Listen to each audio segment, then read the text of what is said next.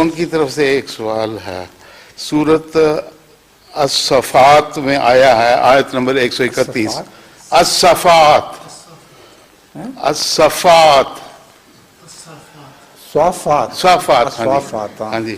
اعوذ باللہ من الشیطان الرجیم. بسم اللہ الرحمن الرحیم. سلام علی الیاسین. حضور اس سے کیا مطلب ہے؟ اس کے متعلق مفسرین نے مختلف خیالات ظاہر کیے ہیں. بعض کہتے ہیں کہ الیاس ایک ہی تھا، اور عبرانی زبان میں جو محاورہ ہے کہ عزت کے لیے کسی کو جمع کے صیغے میں استعمال کیا جاتا ہے.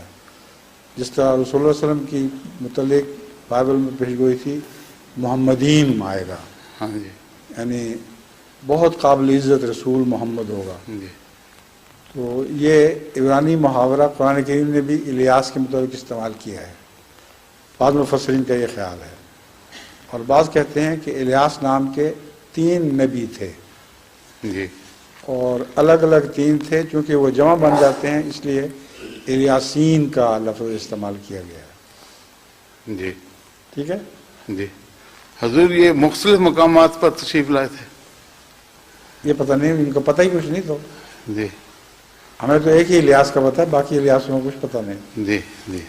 اس لیے میرا رجحان تو یہی ہے کہ الیاسین یہ عزت کے مقام کی وجہ سے کیا گیا ہے. جی. جزاکم اللہ.